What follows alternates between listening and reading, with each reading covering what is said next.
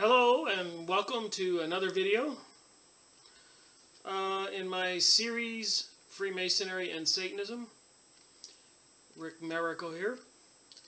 We shall continue with this book, The Lost Star of Myth and Time. And I must admit, this is gelling together, making clearer much of what I read in the past. It's funny about that. When I reread some material after I read dozens of other books and I go back and reread some material, it makes more sense. Which I suppose it could. It should. So anyways, page 95, getting back to the Lost Star, which we discussed Planet X or Nibiru and people, astronomers supposedly photographing, detecting, NASA with the Iris-class telescopes that do infrared detection, and people sighting supposedly second suns on the southern hemisphere behind the sun. You know, we're trying to figure out here what the heck is going on in our world, hence my series Freemasonry, because they have lodges all over the world and they're the stormtroopers, I suppose, of the Illuminati, the Zionism people. And in their books, Morals and Dogma by Albert Pike and other books, they clearly are into the pagan traditions and Luciferian doctrine and occultic activities and the Kabbalah, and even which involves the snake, reptilians, hence, you know, Freemasonry and Satanism. So what is the religion of, let's say, ISIS? Thousands of years ago, with the baby there, and then of course we recognize Mary with the baby Jesus. What's the common denominators here? The all-seeing eye on the dollar bill, and this eye here of Horus, which is Isis's son. There's Horus here with Isis. And then Isis and Osiris in the Egyptian era. And then, of course, we have ISIS in the news, supposedly attacking, causing a threat and threatening the United States. And then you have, here you have a first coin. You got Isis, Osiris, and Horus, the family. There's a picture of George Washington there on the bottom. The first coin. Freemasonry. Throughout history, you had Isis and a baby, and then you had the early Christians with a dark or black Mary and Jesus, and now, of course, the white Mary and Jesus. What's the truth? What's it got to do with sex? This is on some of the Egyptian hieroglyphics, is it? And you got some symbols here of on her head. Is that the lost star with Isis and the wings? The wings meaning flying, the thing on her head meaning the lost star. Who are these entities? Here's the all-seeing eye with the guy with the dog head, the bird head. Are these the Syrians and the dog star?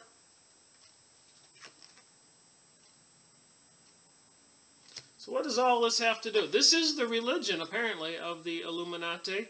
This Zionism, the cults, the Rosicrucians, the New Age. top of this building is a big disc. Here's a disc on the Birdman's head. There's Isis. Is that Osiris? What's that got to do with the lost star? What's that got to do with them building underground survival cities? And all kinds of other weird things going on in the world, including the wars and murder and mayhem in the Middle East. Well, we know in the Greco-Roman area, there was a Mithras tradition that held the belief, this is page 95, that their god Mithras was in fact a second unseen hypercosmic sun.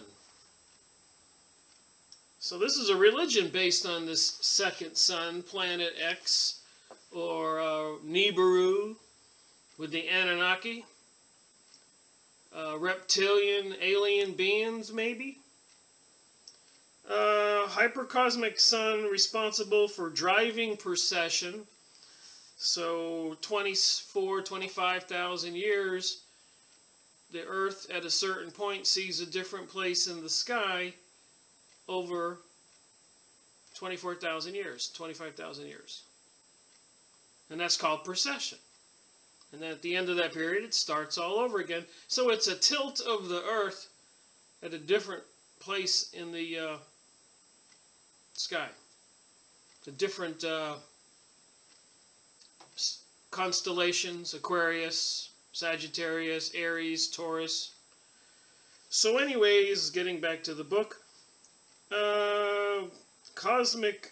hypercosmic sun responsible for driving precession, the cycle of the ages through the zodiac.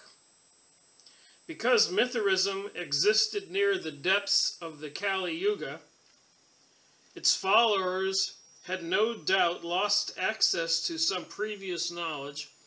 That would have been in the bottom of the so-called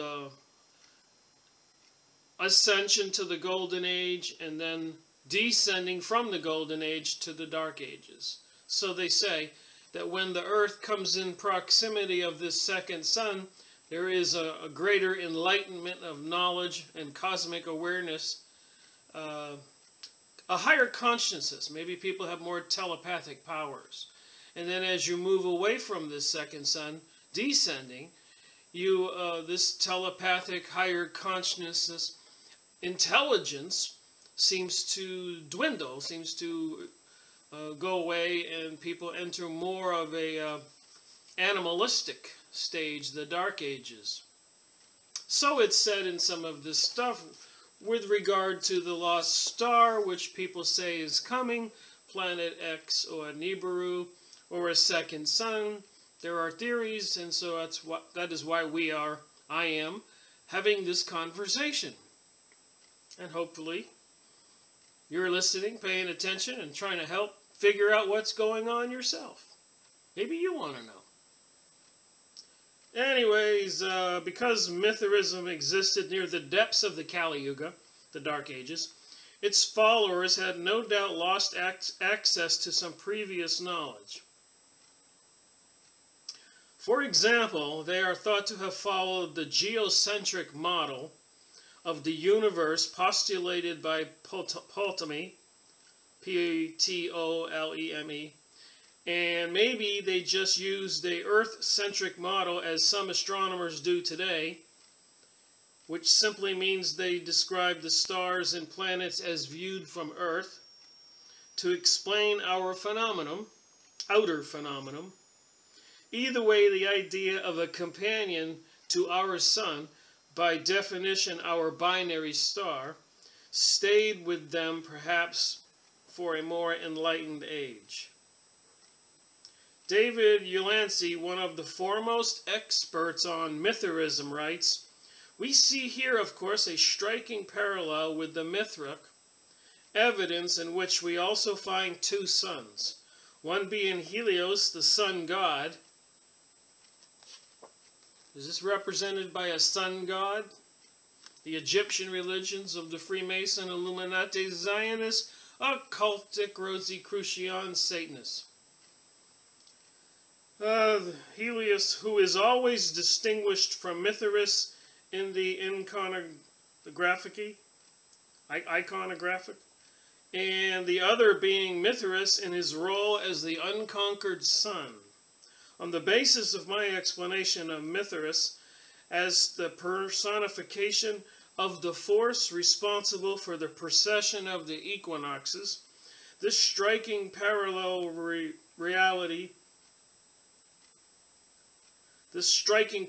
becomes readily explicable. For as we have seen, the hypercosmic sun of the Platonists is located beyond the sphere of the fixed stars in Plato's Hyperanius topos. But if my theory about Mithras is correct, namely that he was the personification of the force responsible for the precession of the equinoxes, it follows that Mithras, as an entity capable of moving through the entire cosmos, sphere, and therefore of necessary being outside the sphere. So I guess the early Roman Greco era had a religion of this Mithras character. And so let's look at that for 1 second. Because this series is Freemasonry and Satanism, I thought I would look in Albert Pike's book, Morals and Dogma, the Bible of the Freemasons, by the way.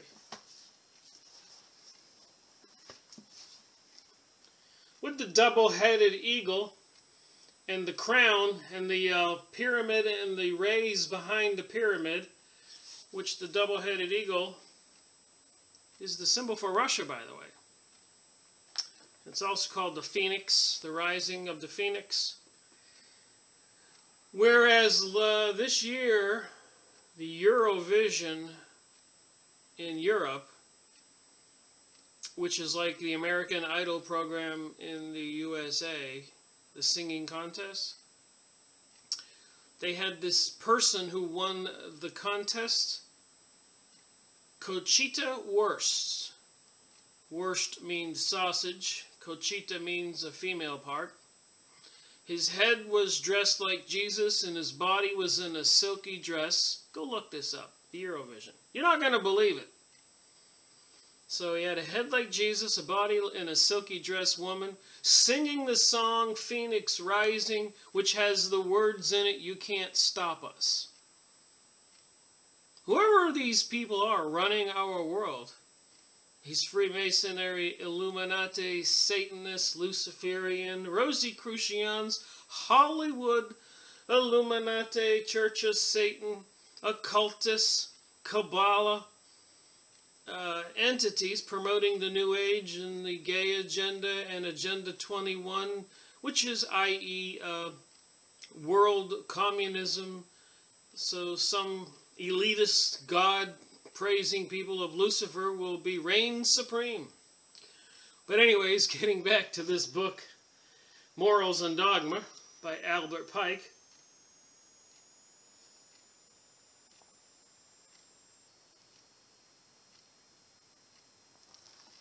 I looked up Mithras, that so-called second son in this book. And there are 1, 2, 3, 4, 5, 6, 7, 8, 9, 10, 11, 12, 13, 14, 15, 16, about 30 or more references to Mithras.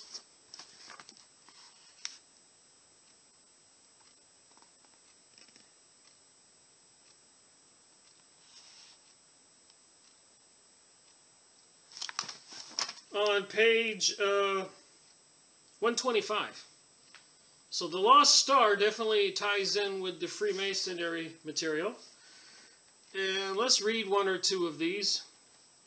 So it says here, Mithric Feast Day of the 25th of December. Wow, today's the 27th, right after Christmas. I can only wonder what that means, what that says on page 587. The Mithric, as it relates to the 25th of December, Christmas, 587. That's just too much to believe.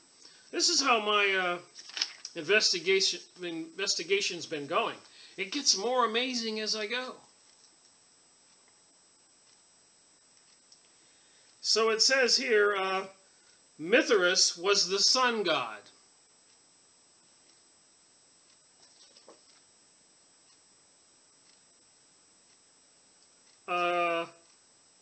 Of the Persians, and was fabled to have been born in the grotto or cave at the winter solstice, around 25 December. Remember, baby Jesus was born in a manger. His feasts were celebrated at that point, at the moment when the sun commenced to return northward and to increase the length of the days. This was the great feast of the Magi religion. Magic religion? The Roman calendar, published at the time of Constantine, at which the period of his worship began to gain ground in the Occident, fixed his feast day on the 25th of December. So this Mithric god is returning, comes a feast day on the 25th December, which is Jesus' birthday. Coincidence, you think? His status and images were inscribed Do Solti Invito Mithric. This is page 587 in Morals and Dogma. You can go on a used book site like Abe Used Books and pick one of these up for $25-50. I've got a couple of them. Morals and Dogma, Albert Pike. To the invincible sun god Mithras. To him gold, incense, and myrrh were consecrated. Myrrh. M-Y-R-R-H. These, says the Mithras Kobela, in his hymn to the sun, the dwellers on the Nile adored the Sepphoris, and Memphis worships at Osiris, husband to Isis, son Horus on the dollar bill. In the Libya bows down to the Ammon, and Phoenician Babylos as Adonis, and thus the whole world adores thee under different names. Osiris was the son of Helios, Pharaoh, the divine offspring consecrated with the dawn, and at the same time the incarnation of Canthor Argometon, demon, the good spirit, including all his possible manifestations, either physical or moral. He represented in a familiar form the beneficial aspect of all higher emanations. Well, I got a lot of work to be doing to read up on the Mithric information in this book. But right now we're trying to get through the Lost Star and tie it also into Freemasonry and Satanism, which I think it did very well there. Alright, so moving on this book. Remember, you know, it seems like the government or the powers that be are planning for something big. Building underground cities, arming up even the post office, building FEMA camps with many coffins, creating all kinds of fake false flags, school shootings, trying to disarm the USA and world's peoples, fabricating events in the Middle East and taking over country after country, including the Ukraine, where they promised the people a better reality if they supported ousting their current president. And days later, all the Ukrainian gold was shipped to New York. And it is reported now on YouTube and other alternate sites that there is a mass genocide going on in the Ukraine. Whenever you have a revolution, they go from house to house and purge all the unwanted people. Think about that. Here in the USA, they're trying to cause a revolution. You know, they're with the shooting of black people in communities and school shootings and all these things to cause chaos and anarchy. Do they want to cause a revolution in the USA? Will they go door to door and also start executing people like they did during the Russian Revolution and many other revolutions? People ought to pay attention to this stuff. Page 101, the Indian astronomers went even further, giving a physical reason for how the dual star or binary motion might allow the rise and fall of human consciousness to occur. They did do some experiments where they put what they call a Faraday cage around somebody. Or I should say they built a cage out of mesh wire so no electromagnetic radiation could get in. And they put a person in there, and the person would start losing their mind with no magnetic radiation. It has something to do with human survival and behavior, and they could adjust certain frequencies to make this person feel great and good and healthy, and other frequencies to make this person go raving mad and feel very sad and depressed and suicidal by changing the frequencies. Think about that. When they want to microchip everybody with an electronic device, they can turn the frequencies in your body to whatever they want. And then with the cell towers, if you look up on the internet, a lot of people are noticing fake cell towers. So why are they building all these electronic transmitters?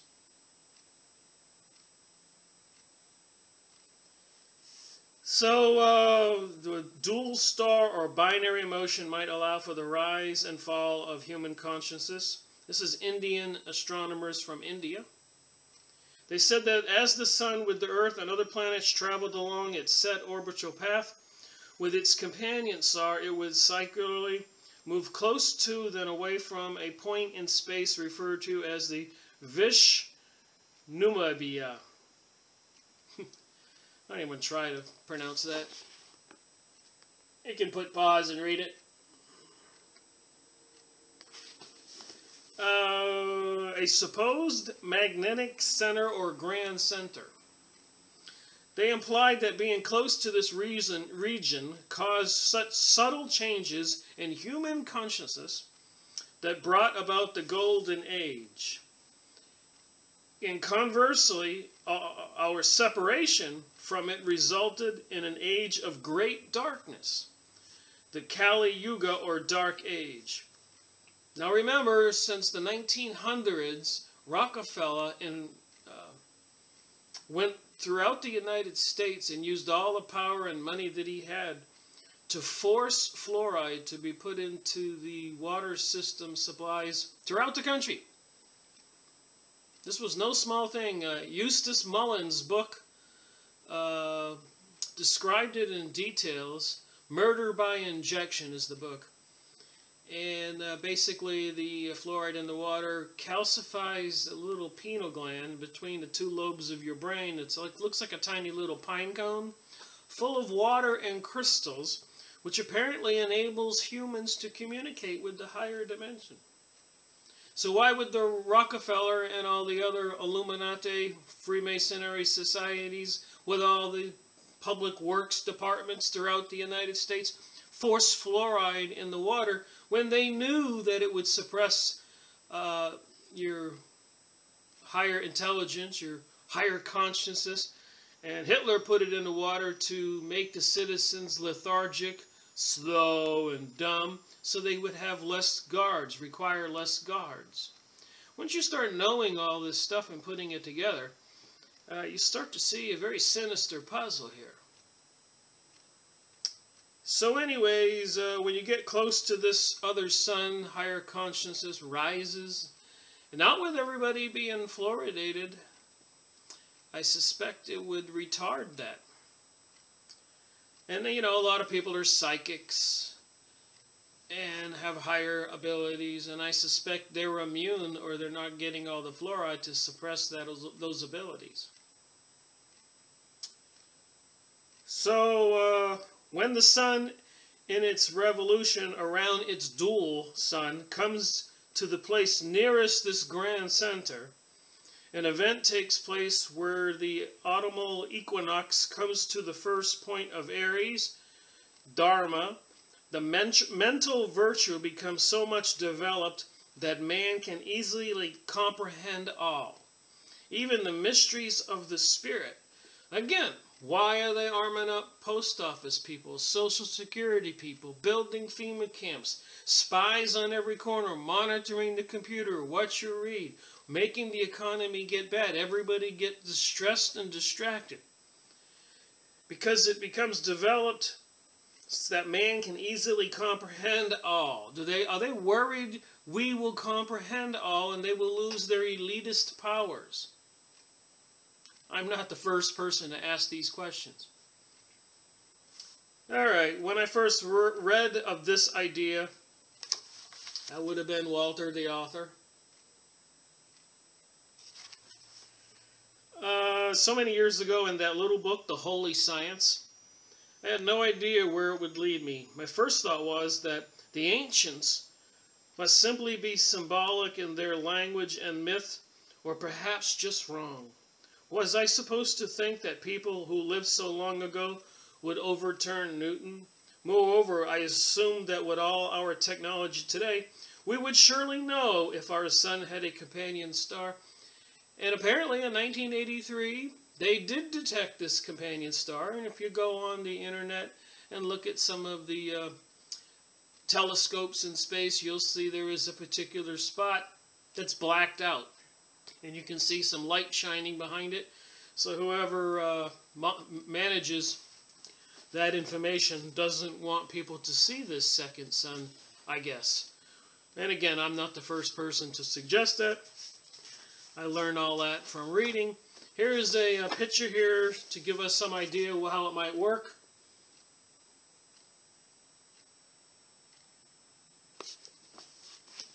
And they say it comes by every 3,600 years and causes cataclysmic events on Earth, upheavals, possibly a pole shift, Noah's flood possibly, the sinking of Atlantis, where we get our mountains and change the Earth. All this is written even in biblical material, ancient monuments.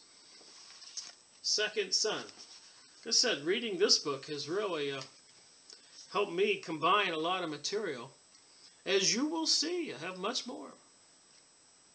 It's going to take a while to get through this book.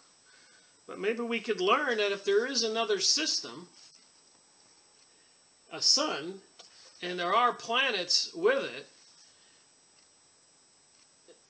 it, and will there be any collisions or earthquakes, mass amount of comets, asteroids?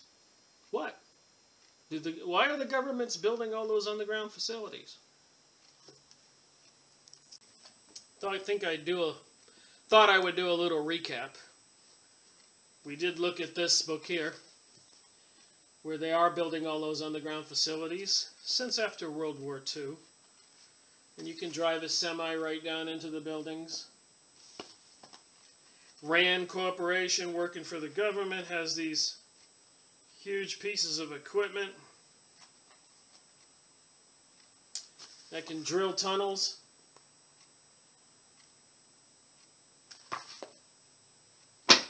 They published books in the early 60s, early 70s, late 60s about too many people. They got the Georgia USA Guidestones that say they want 500 million people on the earth. Are there some kind of gods coming back that have already communicated with our leaders and said there's too many people? You either need to eliminate them or else? Are our politicians running scared with remote viewing when they investigated that? And with Tim Reifat, David Morehouse, and other people, Dean and many other people, Mon Eagle, what did they learn by leaving their bodies and going forward in time and back in time? Did they learn some other planet's coming? Why are they building HARP systems and using them, causing electromagnetic radiations all over the planet that can cause earthquakes, crazy weather, laser beams up in the sky, bouncing signals all over the earth?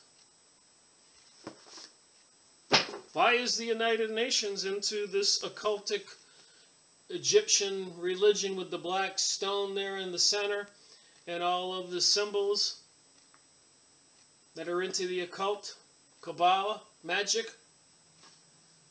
Those are ones pushing Agenda 21, the New Age, and the gay agenda. Why? Luciferian? Satanic? Night siege. Why were there football field V-shaped craft all over in Connecticut and upstate New York in 1983 and 84? That's just a short recap there. There's just so much going on that if you put the puzzle all together, you see a bigger picture. Is there a second sun looming in our future, coming our way? Have they spotted it? Do they know something we don't know? All right, moving on this book.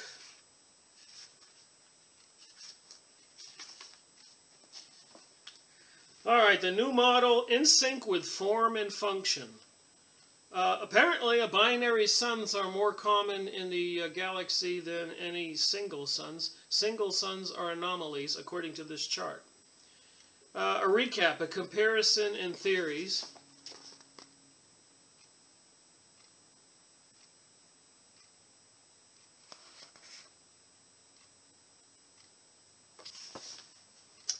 It says here, precession, in a binary system, precession occurs relative to objects outside the solar system, but not to objects inside.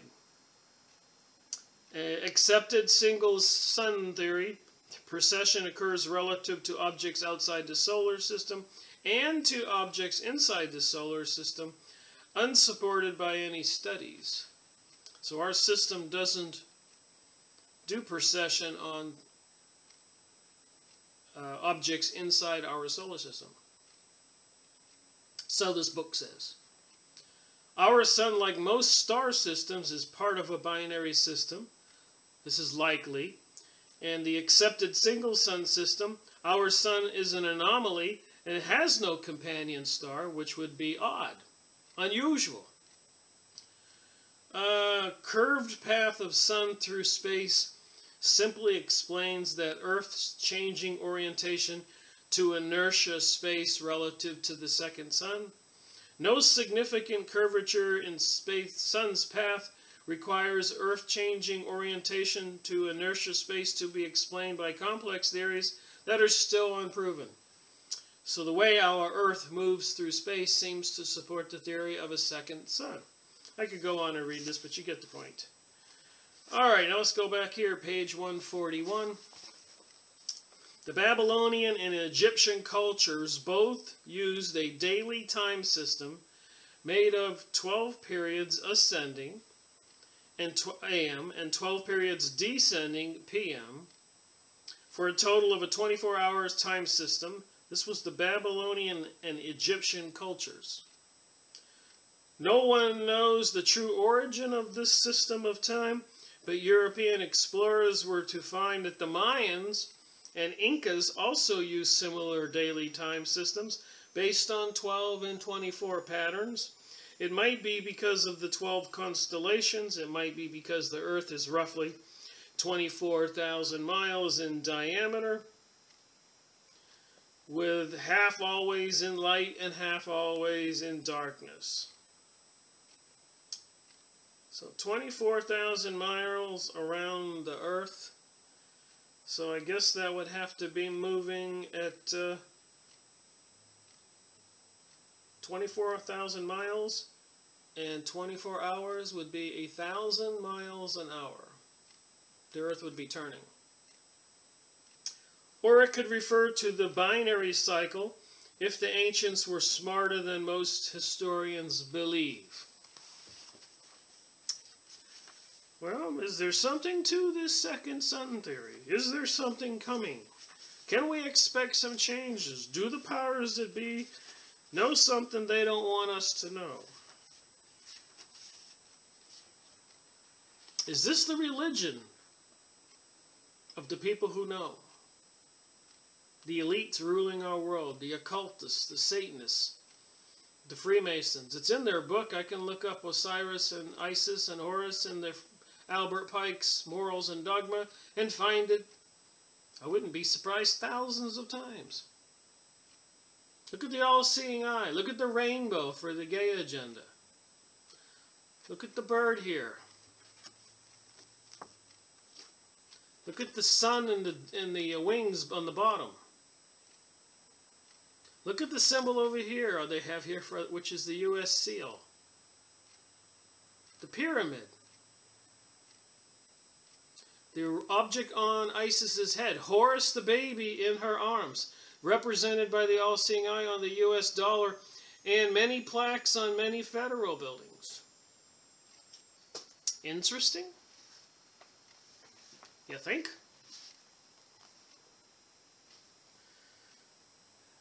When I first read this book, I didn't get all this.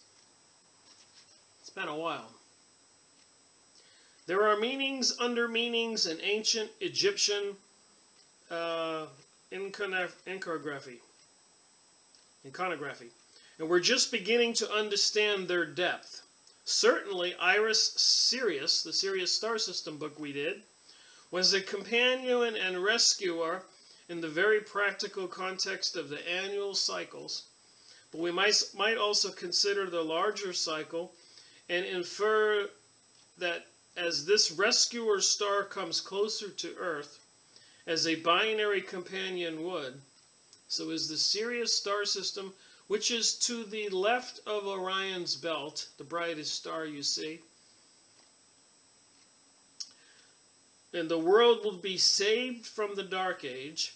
The Isis connection with Sirius is found in many temple inscriptions where the star is known as the divine Sepeth, identified as the soul of Isis. One of the most interesting ancient facts about Sirius is the number of times the Syrians in Egyptian texts describe it as red in color. All of these references were made before AD 500. After that date, historians refer to Sirius as being blue. Today, anyone can look up at the night sky and see that Sirius is the bluest, brightest star in the sky. There are observations of two different colors dating from both sides of the low point of the Dark Ages. Might lead very strong support to Sirius being our companion star. Apparently, when the star is moving away from Earth, it appears red, some Doppler effect frequency, and when it's moving towards us, it's blue. And the Hopi Indians have something called the red Kachina and blue Kachina. Look that up.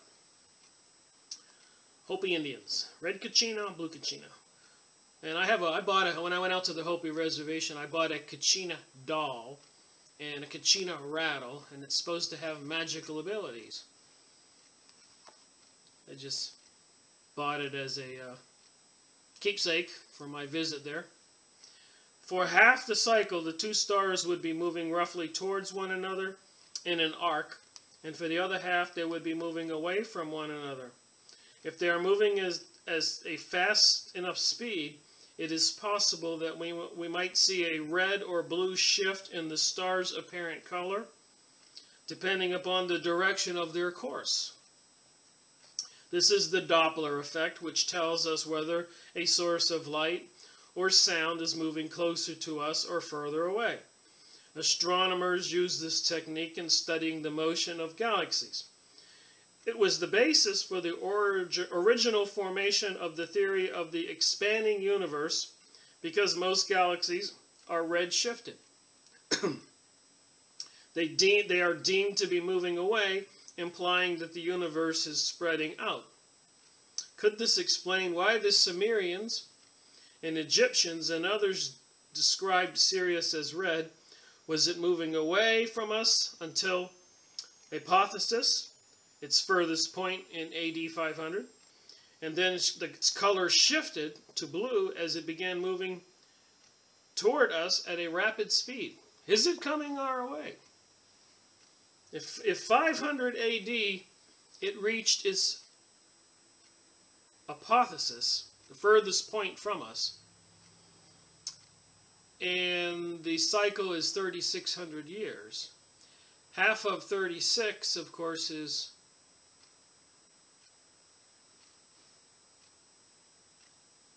15 is 30. So 16, 17, 1700 and something years. And so that would be 500 AD. So that's 1500 years. How accurate are they on these dates?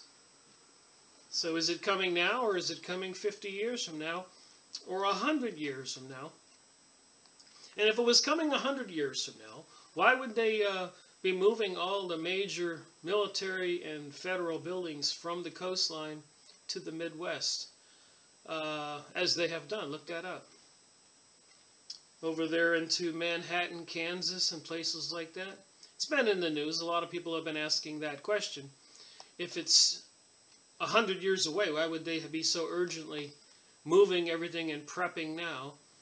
And why would they have urgently built that seed vault in Norway?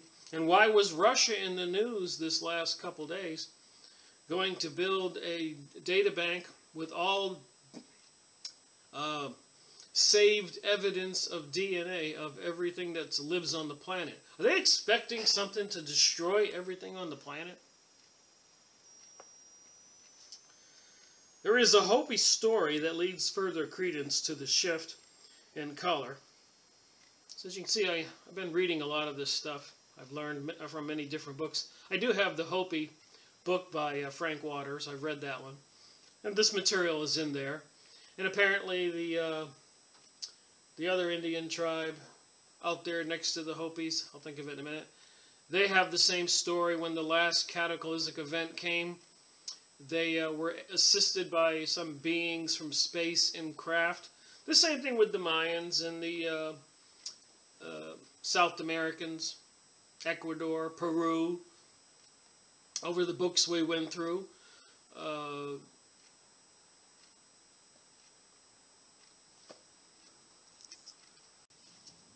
sometimes my brain misses the names. But we went over this book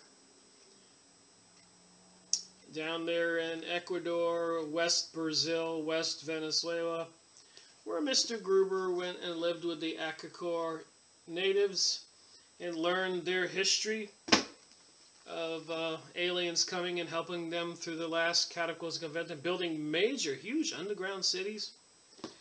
And then Eric Van Daniken down there in Ecuador, getting all these 3 foot tall gold foil, like aluminum foil, a little thicker, statues with, believe it or not, pyramids like in Egypt, all seeing eyes on the top.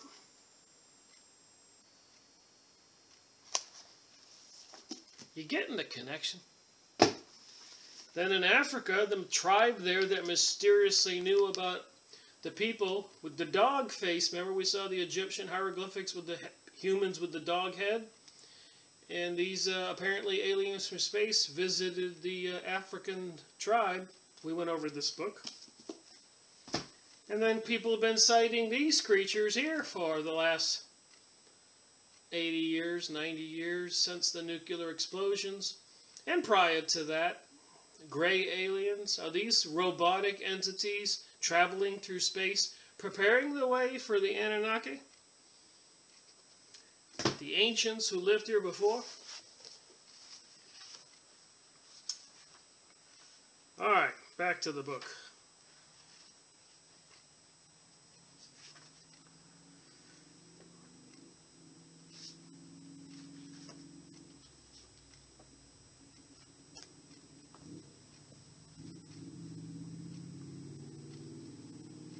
So there is a Hopi story that lends further credence to the shift in the color, and it also ties into the possible changes of the world ages. When the blue star Kachina makes its appearance in the heavens, the fifth world will emerge. So is Sirius star on its way? Is the Sirius star on its way? And here's some of the orbits in the book. And apparently in alignment of the Egyptian temples with the star system. Remember, this is the religion of the Freemasons, Illuminati, Hollywood, Even American Idol, they have that big all-seeing eye. NFL football, the all-seeing eye. Radio, TV stations, the all-seeing eye. A lot of symbols everywhere have the all-seeing eye and the pyramid and the rising sun. The sun is one of their gods, the sun god. Takes a while to put all this together. Hope my videos are helping. People get it. Alright, and I'm sure I'm not correct on everything, and I make mistakes. And I've noticed in some of my videos when I meant to say 26,000 years, I said 2,600 years.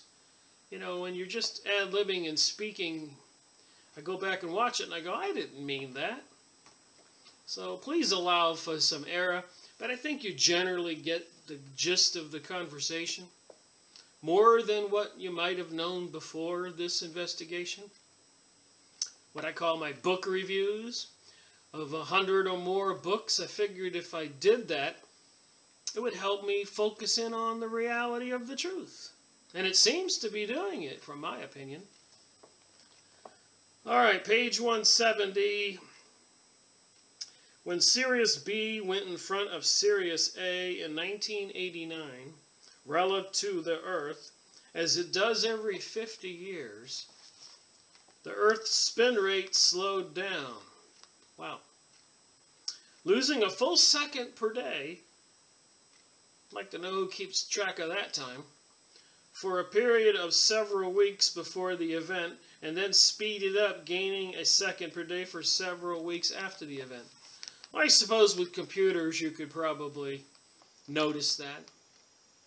I mean, at the end of 24 hours, it should be 00.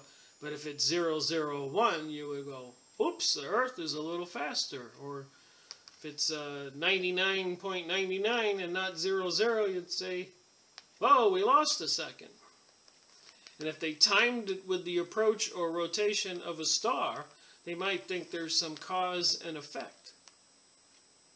The orbit of the incredibly dense Sirius B, moving around Sirius A, in almost 50 years seemed to have a resonant relationship with certain bodies in our own system, and produces a slight lag or gain in the Earth's rotation period when B comes into alignment with Earth and Sirius A. So there you have it. And as we saw in the pictures,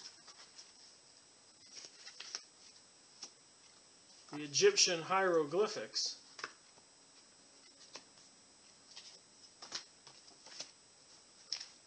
they had that entity that looked like a dog, and the Sirius star system is a dog. It's called the dog star.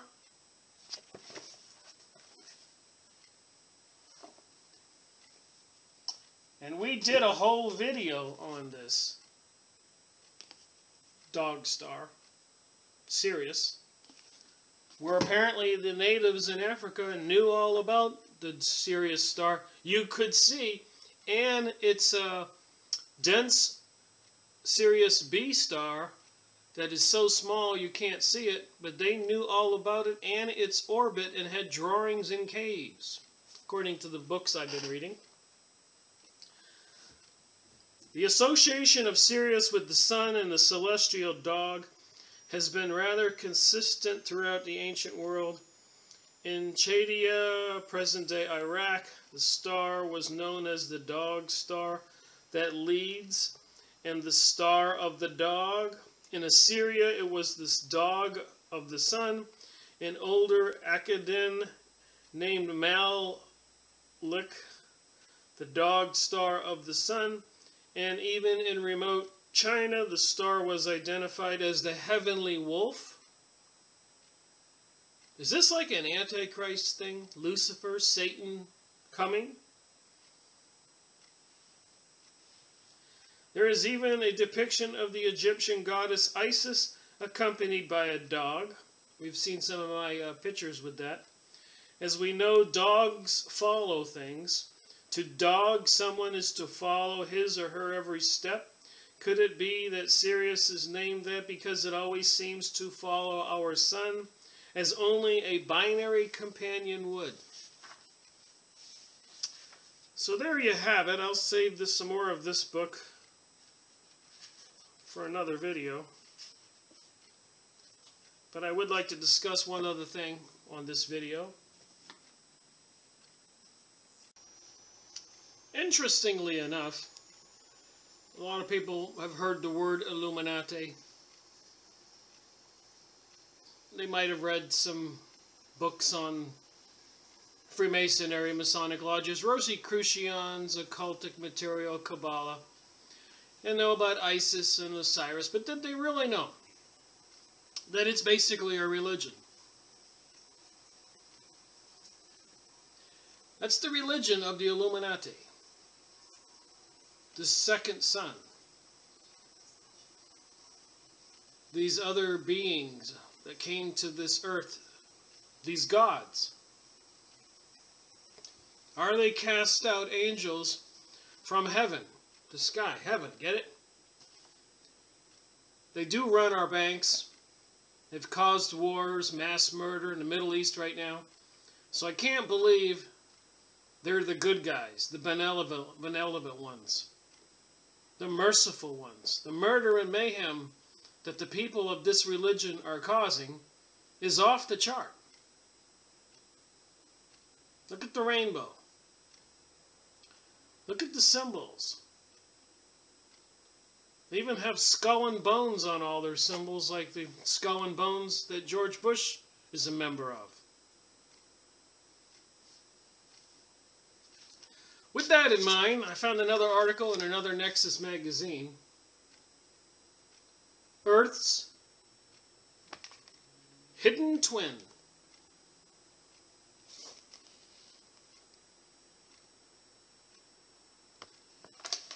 So I was going through I have Nexus magazines for the past 7 or 8 years. So I just have been going through there, and I found several more magazines with more information. So we'll be doing one at a time. But Earth's hidden twin and the birth of civilization.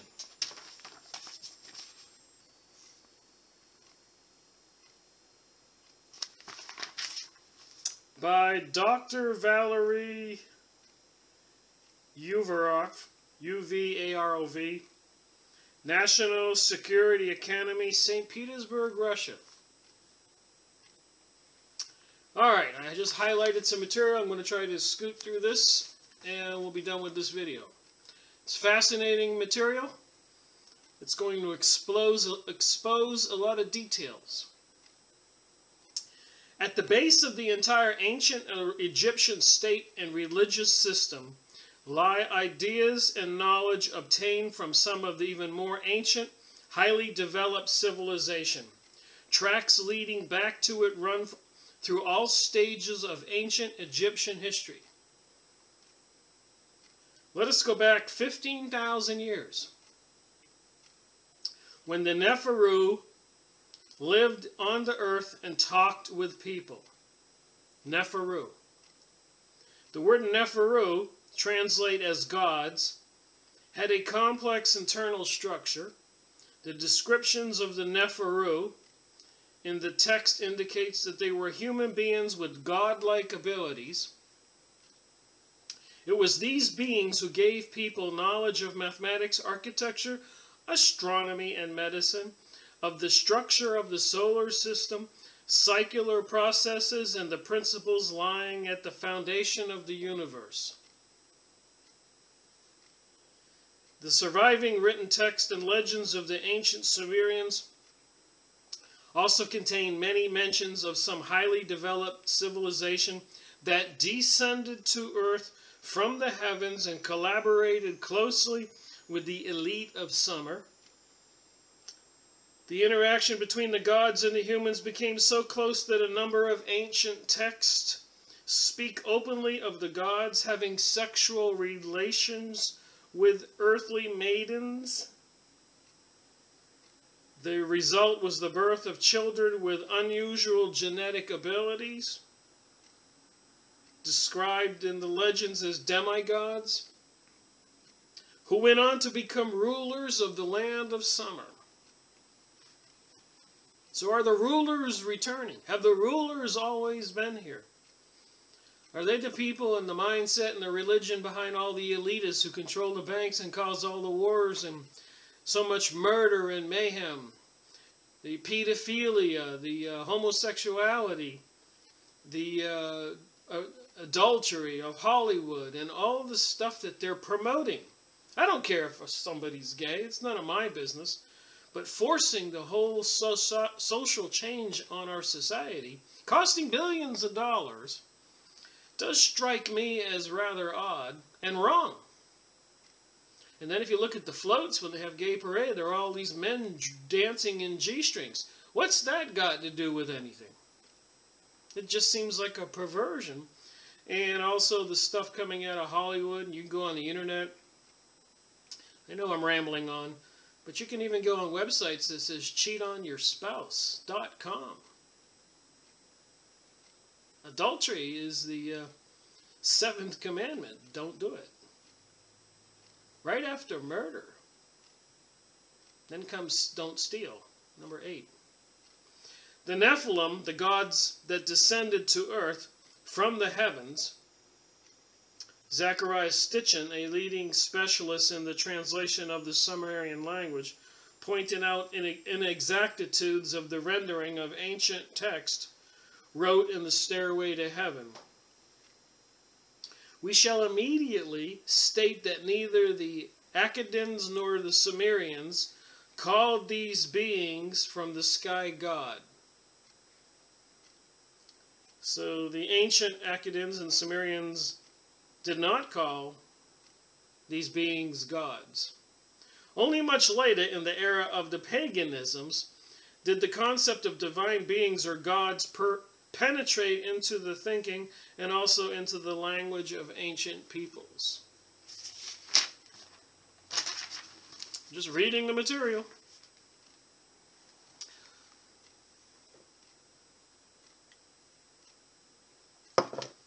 All right. The Akkadians called those from the sky Lu, the high ones. The Canaanites and the Phoenicians called them Baal, that's the devil, B-A-A-L, lords or wanderers beyond the clouds. It would seem that the Nephiru of the ancient Egyptians and the Nephilim of the Sumerians are travelers from another planet. Huh. It says here, the tomb of Ramses VI Ephera of the 20th dynasty during the New Kingdom period. We must go to the upper level J to the center part of the right-hand wall. In a fragment from the Book of Earth, Part A, Scene 7, semen is dropping from the phallic unto the head of a little human figure. So in this temple, they got this figure. A painted yellow figure, supposedly representing the sun. And a planet he's looking at in front of his face here is supposed to be Earth. And then apparently there's a human here and another planet behind, or a sun. He's painted yellow, supposedly to represent the sun. Those Dickens of these ancient gods from outer space. What a picture.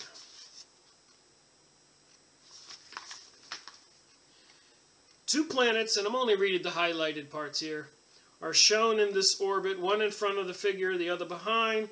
The composition plainly states that on the orbit of the Earth and the third out from the sun. Two planets are moving. The sun looks at the Earth. The sky is represented as the sun looking at the Earth. And of course the sun brings its rays to Earth. That's how things live.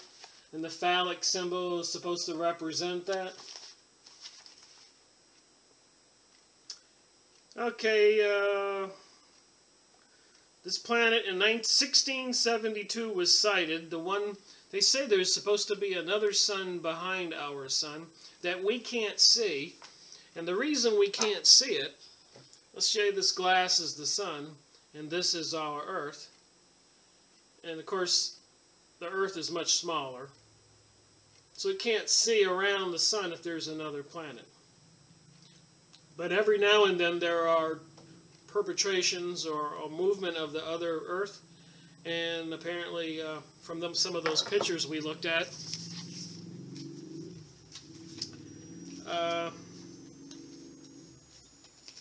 apparently people who are monitoring the sky every now and then said they can see that other sun behind our sun when it moves out from behind there, or other planet with the sun's rays shining on it.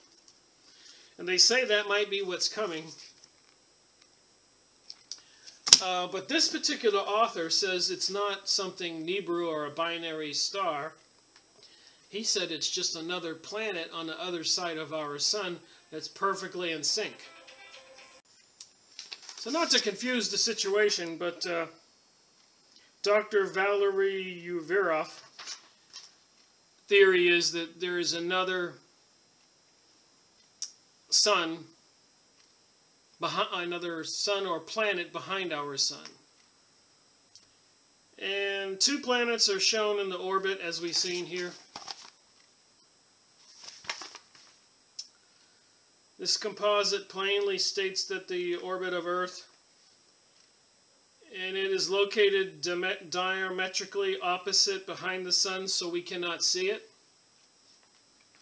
Early of the morning, January 25, 1662, Gino Cassini, the director of the Paris Observatory, discovered close to Venus an unknown crescent-shaped body that cast a shadow. The sun is going down. I have to change the light a little bit. Alright, so apparently several people have spotted this body behind the sun. In 1672, 14 years later, on August 18th, Cassini saw the same body again, an event he recorded in his diary. On 23 October 1740, shortly before sunrise, the mysterious planet was spotted by James Short, a member of the Royal Society of Science. So I'm just reading my highlighted parts here. Not all of it.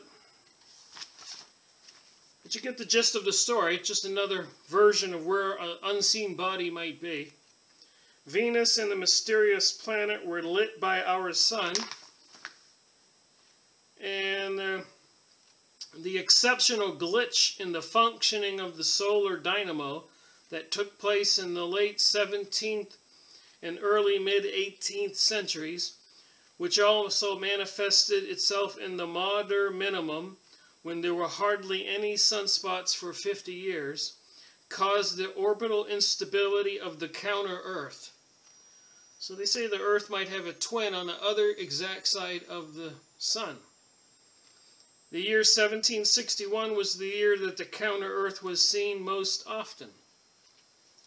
Okay, moving on. So apparently they got a picture here with Earth on one side and the counter-Earth on the other. This is his theory.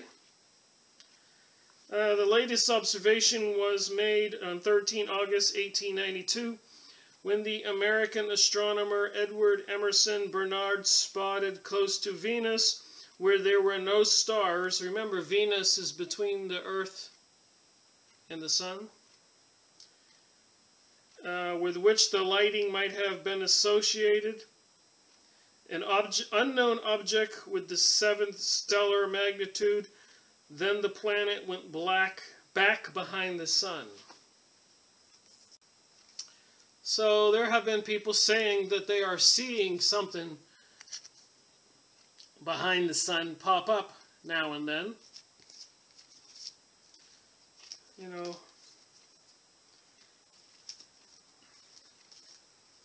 and you can see how large the sun is compared to Earth. So if there was something on the other side of the sun, I guess you could hardly expect to see it if it stayed in the perfect orbit. So what is coming? That seems to be on the Egyptian hieroglyphic text. Is there something coming? Is it a second earth? Is there a Nibiru? Is there both? When they take these pictures and they say that they capture the second sun, is it a second earth that they're seeing? So I thought I would do this article. Can you imagine when I first read this, I didn't know what to think, but now that I've been reading these other books, it comes into more context here. Perplexed readers may object, citing that the achievements of modern astronomy and the probes already traveling the furthest reaches of our solar system. So let's deal with these at once. So you might be thinking, well, they sent probes to Jupiter and Mars, and, you know, they would have looked back and looked at the sun, and they would have seen this other Earth. A very important point for that non-specialists are generally unaware of is that probes flying through space do not look out to the sides. In order to maintain and correct their courses constantly, the electronic eyes of space vehicles are directed toward a specific heavenly body. That's what steers them. Sorry about my lighting here. Oh, let's see, the sun's going down and I got less light in the house. The distance from Earth to the counter-Earth is so great that, bearing in mind the size of the sun and the effects it produces, a fairly large heavenly body can be lost in the space behind the sun, remaining invisible for long periods of time. The average distance from the Earth to the sun is about 150 million kilometers. The distance from the sun to the counter-Earth is the same, since it is on the same Earth's orbit behind the sun. So there you have it. Obviously the distance of the second sphere will be so small that the picture is to simply be invisible.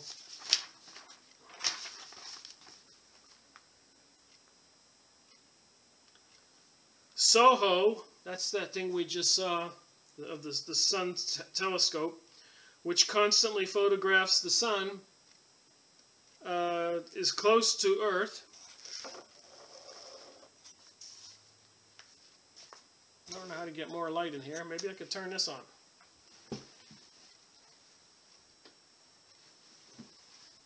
That helps a little. Sorry about that.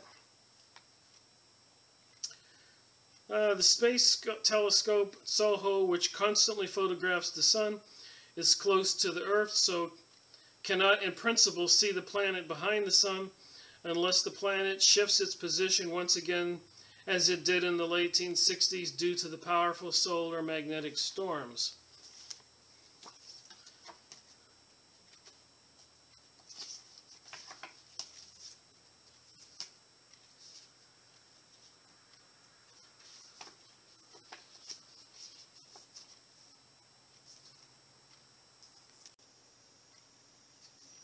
This would have been the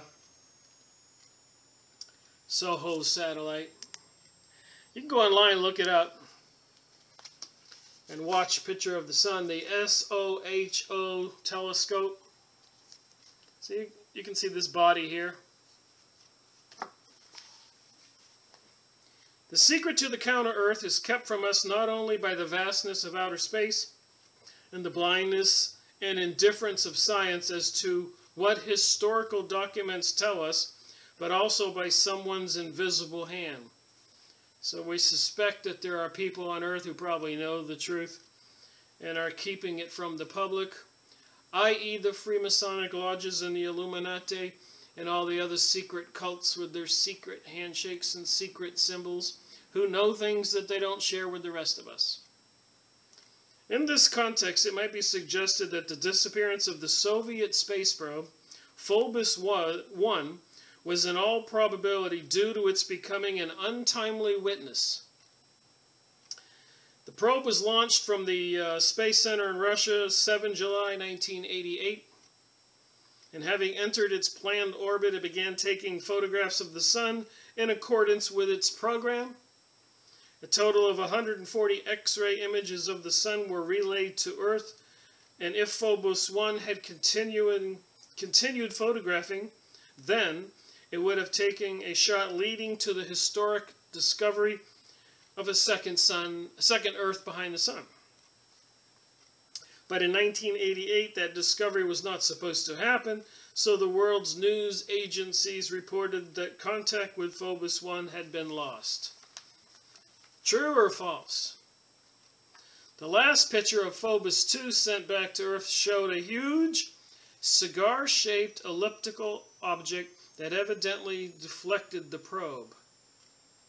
So did some spaceship over there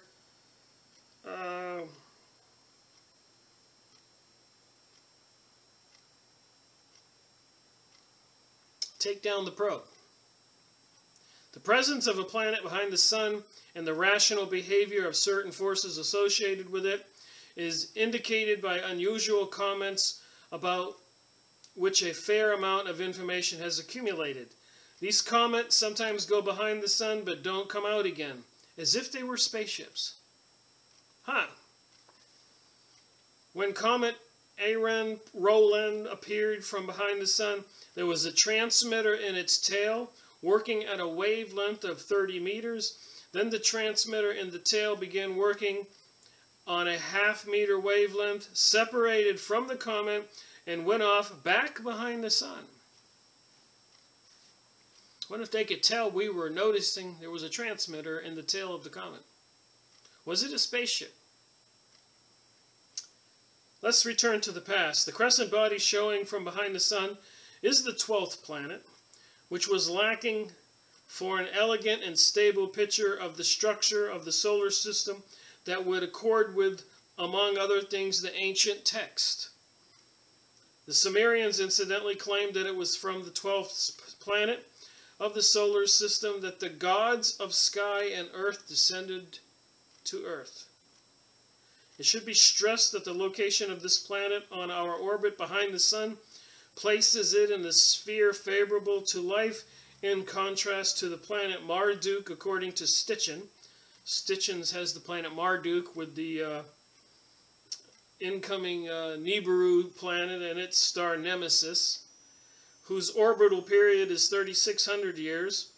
So this author here says it probably couldn't sustain life.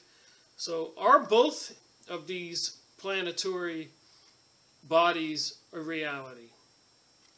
The orbit going way beyond the belt of life and the solar system's limits make the existence of life there impossible, unless of course they're living inside the planet that's being carried by Nemesis and the other planet Nibiru.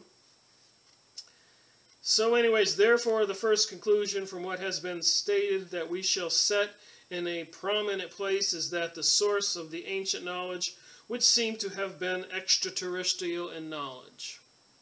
This forces us to radically reassess our attitude to the surviving works of antiquity, as they probably contain priceless information about the world around us, humanity, the true history of Earth, and our astonishing ancestors.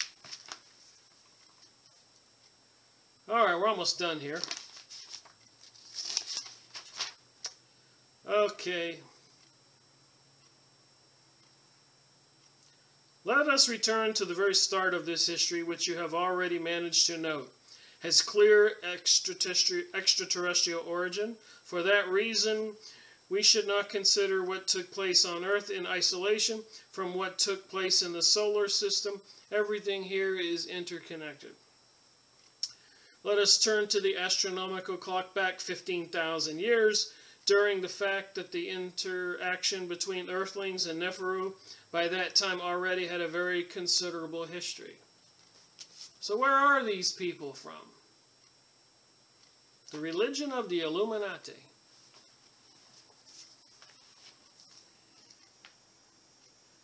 An interesting twist to the conversation in this book.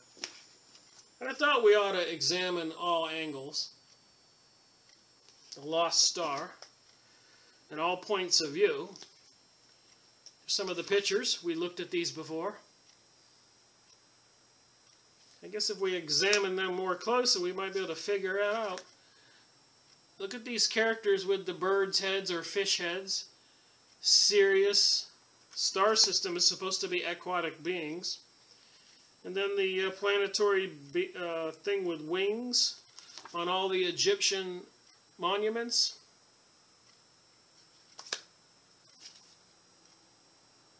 And of course the etchings on the earth you can only see from space.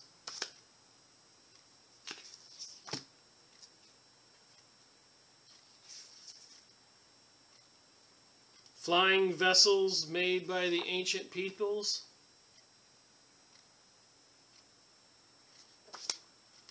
Caves that they can't build today with drawings inside. Huge caverns, miles deep.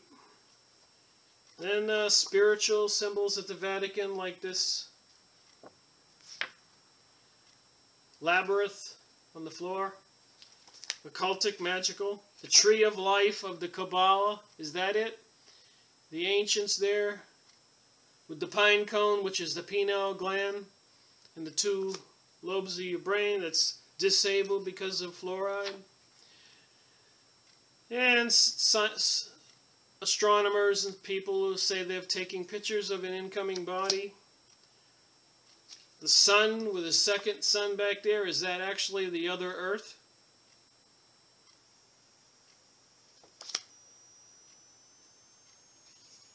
Is there another type of sun coming with planetary bodies orbiting it?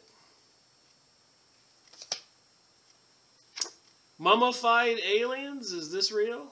In Egypt? Alien type beings on some of the old structures? Elongated skulls? Who were these beings?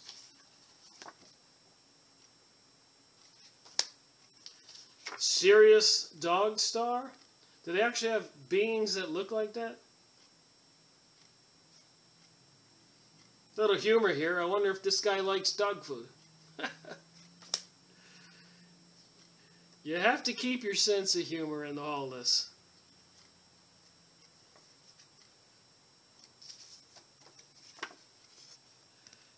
That's a fish head, I believe. Not a bird head on that guy. The pine cone is clearly visible. They found these elongated skull and giant skulls all over the earth, which, by the way, the Smithsonian Institute and some other government agencies quickly scoop up, swarm in, scoop up, and shut you up and take the evidence. Here's that stone that Van Doniken had in his book, and that drawing on the bottom is on the bottom of the stone. It's not on the face like that. They just did that for the picture. But that's like on the dollar bill. So these Illuminati people, the banksters, the Rothschild, Rockefellers, Chases, Morgans, all these people who cause all the wars on taking down our world, that's their religion, and their symbols are on our money and our federal buildings. Is there going to be some kind of event of electrical discharge if these bodies come close to each other? And why is the government preparing with underground cities and arming post office people and Social Security and buying hollow point bullets and giving local police departments SWAT vehicles and all that? Is there something coming? Inquiring minds want to know. At least I want to know. That's why I'm reading this. So we're about halfway, or a little more than through that book. Obviously going to be part 4 here. So anyways, moving on. Turning back the clock 15,000 years. Despite the fact that the interaction between Earthling and a Neferu by that time had already had a very considerable history. Let's see. Just trying to finish this up. The study of these artifacts, all manner of technically produced objects, like those now scattered across the Yucatan in northeastern Siberia. Apparently underground there they have this gigantic power system that has evidently blasted several asteroids as they were coming towards the Earth.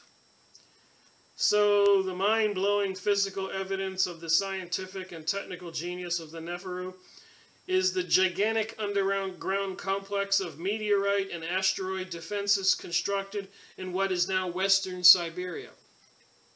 This complex, constructed thousands of years ago, mentioned which survives the Yucca national epic. It was this complex that destroyed the Tunguska meteorite in 1908, the Salhoit-Allen meteorite in 1947, the Chulam bolide in 1984, and the Vitim meteorite in the night of 24 September 2002. We earnestly recommend that you study articles about this published in Nexus Magazine, Volume 2, Number 1, Volume 12, Number 1 through 3. This asteroid defense system was the result of the Neferu study of our planet and the asteroids hitting it. So they built a defense system, so this author says, from Russia. And so there you have it. Alright, see if I can sum this up here. Just the thought of what heights civilization in the solar system could have reached under the guidance of the Neferu is thrilling. That's what he says. A striking example is provided by the rich natural resources of the Hyperborea, a huge island once located on the very north of the Earth, and the adjoining enormous territories of the north of the Eurasia Plateau. In those remote times, the climate of the northern part of the planet was considerably warmer than what it is now. So much for global warming. And I do believe they're trying to warm the north of Russia and north of Canada and the poles. They want to keep it covered up, so they're saying they're fighting it with sky spraying, which I do not believe that's the reason. And it gives them a cover for saying that we're causing global warming when they're actually doing it intentional for their resources in the northern hemisphere. Northern hemisphere. Then, the establishment and development of the Hyperborea began with a moment when the Neferu started mining uranium ore at their colony in Hyperborea, which is mentioned in the Mesopotamian text as the land of mines, and was located now the Kola Peninsula. The next stage was the creation of a planet-wide communication system, which provided the Neferu with extensive opportunities to stimulate the development of their earthling minds. To accomplish this task, highly complex task, a certain group of powerful earthlings was given the instructions on how to build structures in which they would be able to hear the voice of God, the Neferu, and communicate with him. Through visits to the House of God pyramid on the days appointed by the gods, the chosen one would receive knowledge of divine origin, probably telepathy. Using this knowledge, they would be able to improve their health, acquire exceptional abilities, listen to the universe, and see places elsewhere in the earth and beyond. Remote viewing, astral travel. In brief, the priests understood that the gods had chosen them for a great mission, and that every step, every new achievement would bring them closer to the gods and the supernatural qualities of the gods possessed. Are these the aliens and the UFOs visiting Earth right now, sighted by people every day? And if you go on MUFON.com, you'll see people posting their sightings these days, and we've been doing UFO books, and I've got a couple really exciting UFO books I'm going to do on the next series, number 57 book review. This is still 56. People started building pyramids in various parts of the world according to the plans and instructions given by the gods. So I'm going to pass over all this stuff here. Dr. Valery Malovich-Yurovich is the head of the Department of UFO Research in National Security Academy of Russia, devoted 20 years to the study of ufology and the legacy of ancient civilizations. People much smarter than me. I just read and report. He has initiated and participated in a number of expeditions to India, Egypt, Siberia, in search of material evidence of the ancient knowledge. So there you have it.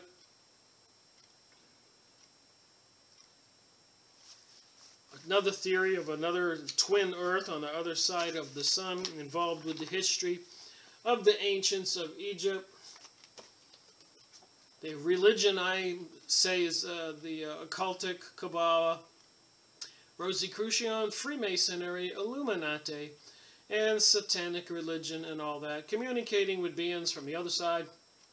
The question is, are they good or bad? And what are they preparing the earth for chaos and anarchy that George Bush keeps mentioning? Something is up, and I'm researching to try to find out what and why, and what we should know, and sharing it with you by the books I read and these book reviews. Thank you for watching my videos. Rick Miracle reporting.